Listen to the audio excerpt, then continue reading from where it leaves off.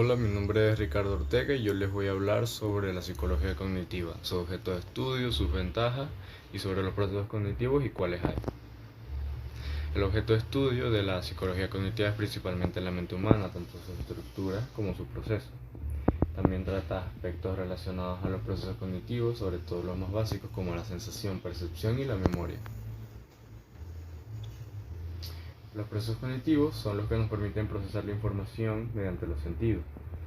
Existen dos tipos de procesos cognitivos, los cuales son los básicos y los superiores. Sin los procesos cognitivos básicos no se podrían desarrollar los procesos superiores, ya que estos suponen un grado superior y son los que nos distinguen de las demás especies. Entre los procesos básicos tenemos a la sensación, que es el principal de todos, el más básico, ya que se trata de registrar la información mediante los sentidos. A la percepción, que trata de dar forma a esas sensaciones. La atención supone enfocarse en ciertos sentidos dejando los otros de lado. La memoria nos permite almacenar información para utilizarla en un futuro. Y entre los procesos superiores tenemos el pensamiento, que relaciona las ideas formadas por la mente, nos permite juzgar, analizar y deducir. El lenguaje, que es la representación del pensamiento, bien sea mediante gestos, palabras o signos. Y la inteligencia, que es el mayor nivel de desarrollo cognitivo y nos permite aumentar nuestro rendimiento. Entre las ventajas de la psicología cognitiva tendríamos que existe una evidencia de su eficacia, ya que tanto en esta psicología como sus técnicas presentan una mayor eficacia debido a la reducción de síntomas de varios trastornos. Versatilidad, ya que podemos observar cómo incluso quienes iniciaron este movimiento parten de distintas corrientes de la psicología, además de que aceptan otros enfoques como sería la psicodinámica. Está altamente sistematizada, ya que tiene una base y estructura muy clara, así como un método ya definido, y está basado en el método científico, ya que este modelo emplea una metodología experimental y nos permite elaborar hipótesis según informaciones previas, y debido a su metodología es posible que la psicología avance como ciencia.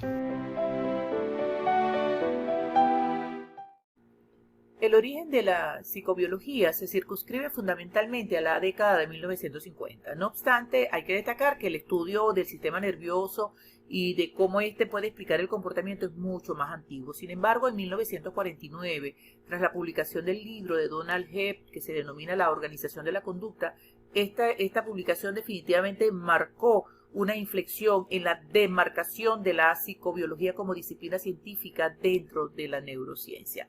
Es importante destacar que dentro de esa obra postula un modelo sobre el funcionamiento del sistema nervioso en relación a la producción y regulación de la conducta y la cognición, de tal manera que se comienza a hablar de la relación entre cerebro y conducta como una de las cuestiones de más envergadura a nivel filosófico que se haya planteado a lo largo de la adquisición del conocimiento humano.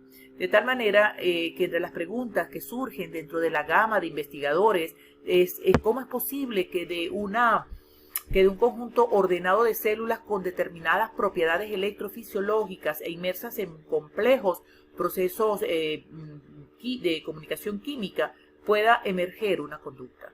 Es decir, ¿cómo es posible que todo esto dé lugar a un proceso cognitivo o a un estado mental? Entonces, esta interrogante tiene su respuesta dentro de lo que es el concepto de la definición de la psicobiología, que tenemos que es la unión de dos disciplinas científicas, la psicología y la biología, que estudia los procesos mentales y el comportamiento humano a partir de criterios biológicos. Es decir, vamos a estudiar el comportamiento del ser, pero lo vamos a estudiar desde la influencia de toda su biología, de todo su sistema nervioso. Entonces eso lleva a investigar por qué nosotros somos como somos, por qué actuamos como lo hacemos, y se analiza y se integran conocimientos biológicos y sociales. De tal manera que seguimos buscando más sobre la psicobiología y llegamos al objeto de estudio, y me encanta referirme a esta pregunta que se hace Nicolas Tinbergen,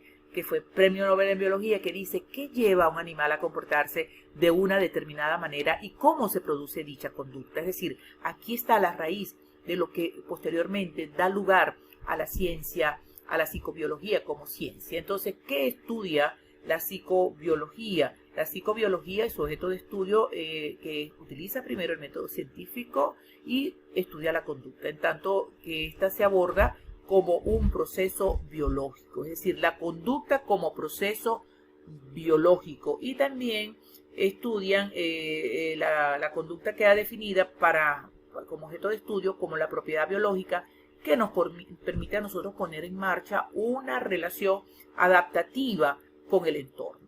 Las características de la psicobiología es que primeramente es una ciencia empírica que utiliza la metodología científica y tiene un objeto de estudio muy propio, y que al igual que toda la psicología científica actual asume que la capacidad de recibir información del entorno, la capacidad de responder a este y la actividad cognitiva son todas funciones del sistema nervioso. También considera la conducta como manifestaciones observables públicamente y que están reguladas por el sistema nervioso, y distingue como ser vivo solamente aquellos animales que no solamente están dotados de un sistema neuroendocrino, sino que este tiene que ser de una complejidad tal que permita la interacción con el medio ambiente. Y también entre las características está que las conductas y los procesos mentales lo relaciona con una propiedad biológica reflejo de la evolución.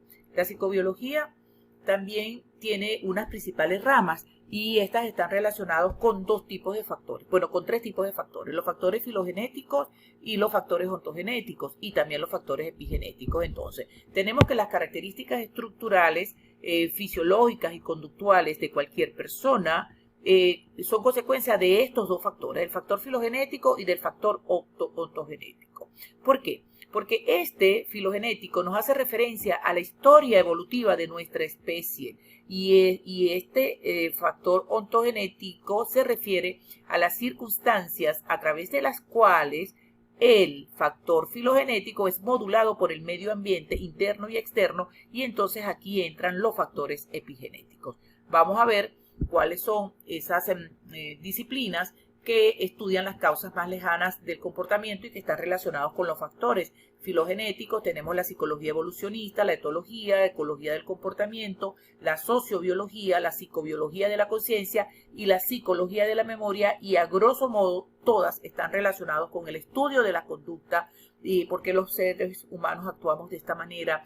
Estudian el comportamiento animal, ya sea natural o en cautiverio, explican las conductas animales mediante herencia genética, estudian las bases biológicas del comportamiento social, estudian la organización funcional del cerebro y estudian los diferentes modelos de la memoria humana. Y tenemos los factores epigenéticos, la psicobiología del desarrollo, y aquí entran estas disciplinas: la psicología fisiológica, la psicofarmacología, la psicofisiología, la neuropsicología y la psiconeuroendocrinología, y todos están relacionados con los cambios fisiológicos, con la estimulación a través de fármacos, con las variantes fisiológicas del sistema nervioso, con las estructuras nerviosas que participan en los diferentes procesos mentales y en los mecanismos a través de los cuales las hormonas intervienen en los sistemas nerviosos.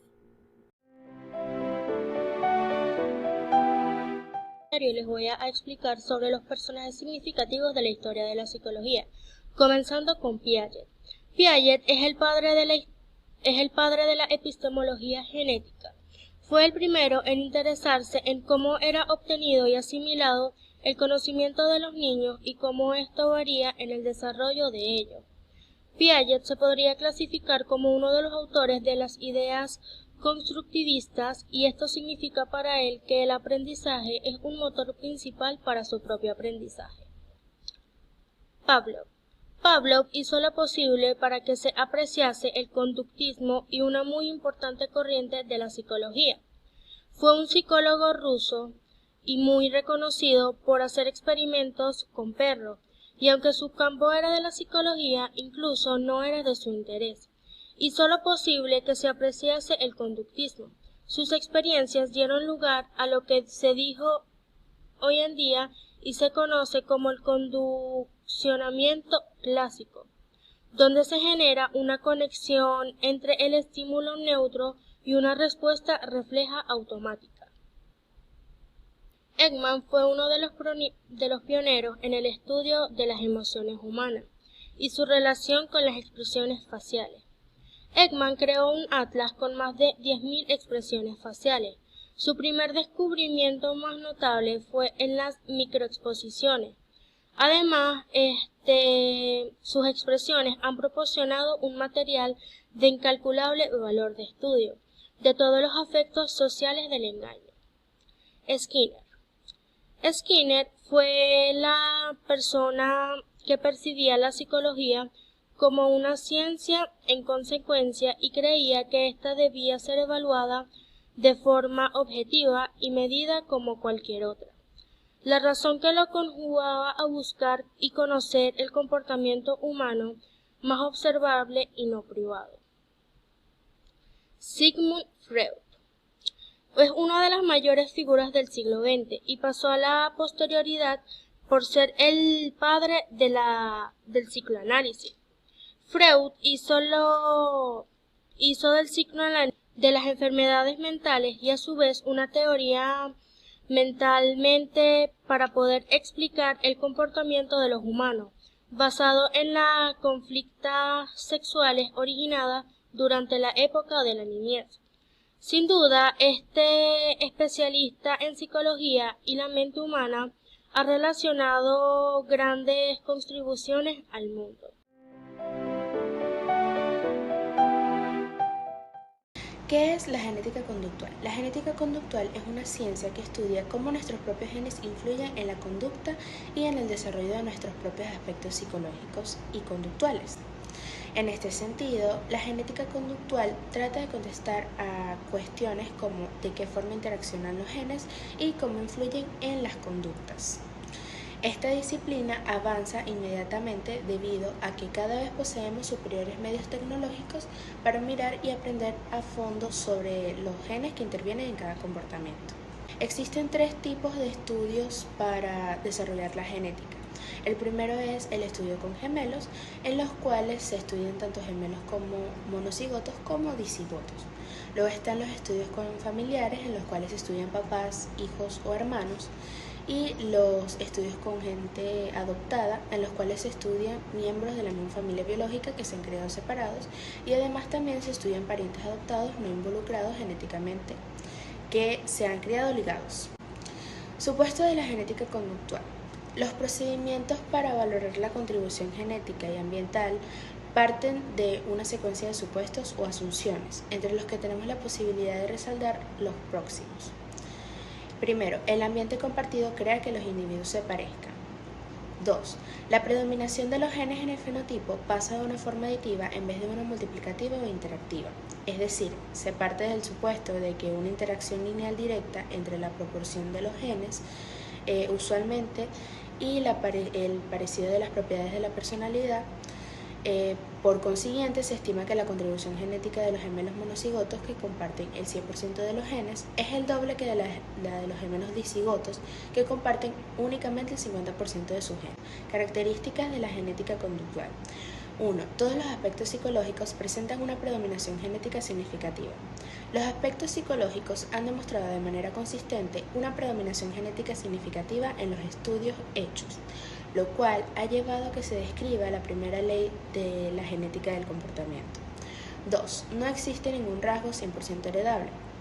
Aunque las estimaciones de la heredabilidad son de forma significativamente más grande que 0%, además también son de manera significativa menores que 100%. 3. La heredabilidad es causada por el impacto diminutivo de varios genes. Si solo unos pocos genes fueran los causantes de la heredabilidad de un rasgo, las líneas seleccionadas se separarían luego de varias generaciones y no divergirían en las próximas generaciones. 4. La heredabilidad de la sabiduría se incrementa en todo el desarrollo. En varias averiguaciones se ha comprobado que la heredabilidad de la sabiduría, de forma consistente a lo extenso de bastante más de 3 décadas, se incrementa linealmente durante la vida.